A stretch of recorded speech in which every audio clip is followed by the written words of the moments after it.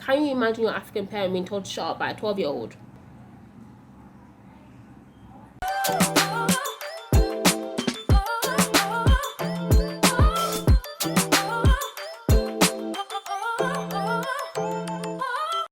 Hey, it's Joshie. Welcome back to my channel, or welcome if this is your first time stopping by. If this is your first time stopping by, please subscribe to my channel. Yeah, hit that subscribe button down below and give this video a thumbs up. This story time is about a time that I fell out with my best friend in secondary school. Some of you may or may not know that I was born and raised in the UK. I'll do a story time in the future about, you know, my move here and everything. If you guys want to see that, then let me know in the comments. It's something that I wouldn't mind sharing if you guys want to hear about it. Yeah, I moved around secondary schools a lot. This secondary school, I was like a new student. It was like, let me say second term, and there was this one girl who was really nice to me. We became best friends, like really close. I'm gonna call her Megan. So we became really, because me and Megan became very close friends. Like, you know, this kind of thing where if you see her, you see me. If you see me, you see her. Like, we're always working together. We're like tight, you know, tight, really close. We were 12, 13, but she like would make all these like sex jokes and all these dirty jokes and stuff like that. That is important to the story because that is kind of what caused us to fall out. My parents back then were quite strict about bedtime. All of us in the household, we had a bedtime. Our bedtime was, let's say, 8, 9. That was our bedtime. One night, I had my phone. It was one of those Motorola flip phones, and I used my phone as an alarm. Up till now, I use my phone as an alarm. So my phone was on the bed. So now this is what happened. Me and Megan, we were sending texts back and forth basically. Then I was like, okay, you know what, I'm gonna go to sleep because it's actually past my bedtime and stuff like that. So before my dad catches me and I get in trouble, I'm gonna go to sleep. So I, you know, said goodnight, went to sleep. This girl decided that she doesn't want to allow me to sleep. She wants to be calling me because she still has gist. But I was asleep. I told her I was going to sleep, so I was asleep. My phone was ringing. I didn't know my phone was ringing. Here's when I knew my phone had been ringing to the extent that it was disturbing the household. Is when my dad came to the room and he took my phone and he woke me up. He was like, "Who's calling you at this time?" He now opened the phone and checked. He saw Megan's name. Then he sent a text. This text was one of her dirty jokes. When my dad had my phone, my dad read it. A man and a woman are having a conversation. Both of these people are naked. And the woman says to the man, "I have a bush." The man says to the woman, "I have a snake. I want to put my snake in your bush." My dad was the one that was reading this. "What is this? Who is sending you this one?" I don't know. See, the thing is, yeah, back then I didn't really even know how bad it was. Like, it's not like all her it's not all her jokes that she told me that like I got. I didn't have such a dirty mind back then. I mean, now like I don't have a dirty mind, but back then I was a child. I was like 12, you know, my mind was innocent and pure, and I didn't know what that joke meant, but my dad was getting real pissed about it, so I knew that it must have been like one of her sexual jokes, you know. And then he was like, "Do you find this funny? Is this funny to you? Do you find this funny?" "No, Dad, I don't know what that, I don't find it funny. I don't know what, no. Like, he was like, "Who is this person sending my daughter dirty jokes?"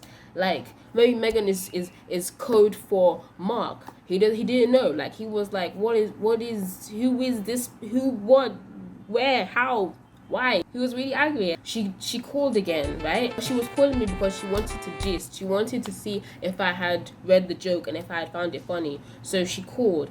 But she did not know that my dad was holding my phone. He picked the call. She was like, "Joshie, this is her father. Why are you calling her at this time of the night? Why are you sending her this kind of mess? I saw the message you sent her. Why are you sending her that?" She now was like that. "Why do you have Joshie's phone?" My dad was like, "You're asking me why I have my daughter's phone. Why do you have Joshie's phone? It's her phone. It's her property. That you don't have any right to be holding her phone. You are invading her privacy. Why are you reading her text messages?" I'm 12. This is like JS2, year 8. It was a serious something. My dad was in the middle of telling her something, and I think she called him an old man, and she told him to shut up, and then she cut the call. What kind of human being is this? Is this the kind of friend you're keeping? Are these kind of friends you're keeping? Who is this girl? How old is this child? How dare she? Can you imagine your African parent being told to shut up by a 12-year-old? I did not even know where to start defending her from. You know how maybe like, you know, she was my best friend at that time. So, you know, like I wanted to defend her. I wanted to, like, you know, make excuses for her because she's my friend.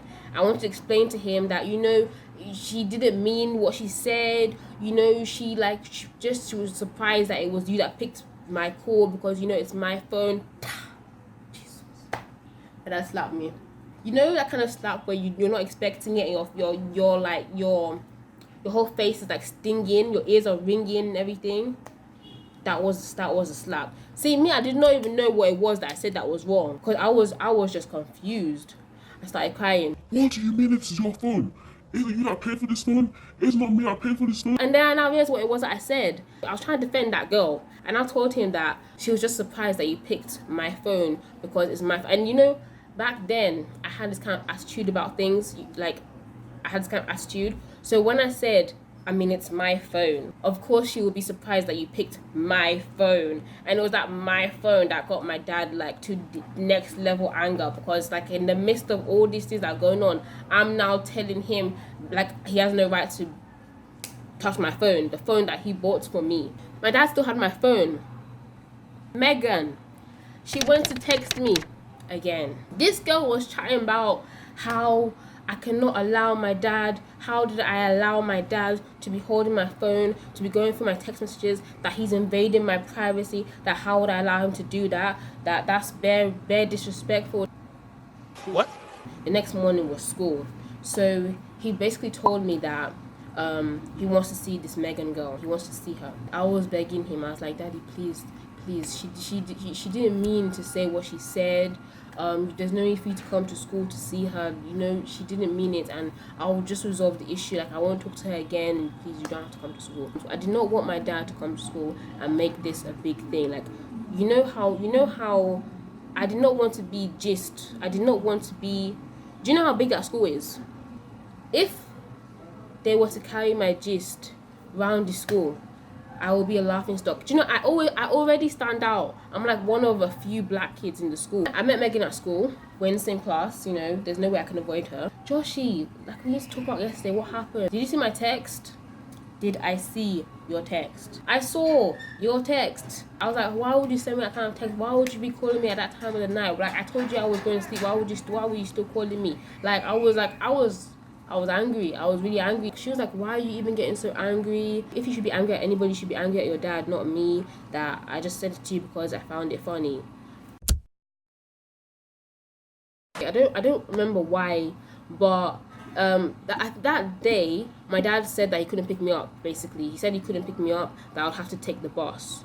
So you know, I was walking with her to the bus stop. My dad appeared out of nowhere. I'm sure this man tricked me actually. He now told Megan that she was very disrespectful yesterday, that she should not be talking to him like that, and he does not want her talking to me anymore. He does not want her to be friends with me anymore. That he does not want her to be sending me those kind of messages. That why would he be sending his daughter why would she be sending his daughter those kind of messages and all that. And then from out of, like, my dad was not even shouting. Like, I'm not saying it's because he's my dad, but I'm like, I was shocked about how chill he was. That's why I'm saying this. I remember that he was not even shouting. He was actually calm about it. He was just telling her, you know, I don't want that. I don't want you guys to be friends anymore. So I guess it's the I don't want you guys to be friends anymore that made her start crying, because she started crying, and then she now started to like get really rude and start to cuss my dad out, like, who do you even think you are? You can't tell her who to be friends with. You can't tell me not to be friends with her anymore just because you saw something you didn't like. You weren't even supposed to be on her phone anyways. It's her phone. My dad confiscated my phone. He seized my phone because he was like that. He doesn't know how many more of those, like, these kind of friends that I have. So he was like that. I'm not using my phone anymore. He was like that. I don't deserve to have a phone. So he's like, you're not having a phone. The next day I went to school. And as the obedient child that I was, I saw Megan. I did as if I did not see her, because she had, you know, put me in a whole lot of trouble. I was angry. I was really angry, and also I was like, no, I don't want to be friends with you anymore. I don't want anything that's gonna put me in trouble again. So I was like, no, we're not gonna be friends. So she was now like, like Joshie talked to me and all that kind of stuff. I was like, no thanks, let's just stay on our own. I don't want to be friends with you anymore. She was like, how can you be telling me this just because of what your dad said? I'm like, because he is my dad, because he is my father, and I have to listen to what he says. I don't have my phone. I don't have any sort of entertainment. I'm being proper punished for what you sent to me, and I don't want to talk to you anymore. I'm not talking to you anymore. When I'm not your friend anymore. She's started taking my gist around school that can you believe Joshua is not even my friend anymore because of this and this. It wasn't even that bad. Blah blah blah. Everyone was now looking at me one kind like, why are you not talking to Megan anymore? So me not talking to her anymore, I actually had no one to talk to. I had no one to hang out with. So I was quite miserable and stuff like that. But I was trying to make other friends. But meanwhile, everyone was looking at me as if like I was a horrible person for not being friends with her anymore. It was a dark time for me. It was a very traumatic time for me. It was sad. There was one night that Megan texted me. She was like that she hates that we're not friends anymore. She wants us to be friends. That it's very immature of you, and it's really bad that you're just not talking to me just because your dad said so. Is that how you're going to allow him to be controlling you your whole life? That what if he should die? What would you do? Like, what would you do with your life? But I just remember that line. She was like, what if he should die? That's actually a really messed up thing to say to somebody. If we could have ever been friends again, now we definitely cannot, because you can't say that to me. God forbid. Why would you tell me that? Why would you say that to me? That's how our friendship ended. I hope you enjoyed this story time. If you would like me to do more story times, please let me know in the comment section below. Give this video a thumbs up. Subscribe to my channel if you're not already. Turn on post notifications so you can be notified whenever I post a new video. And that's all for now. I'll see you in my next video. Bye.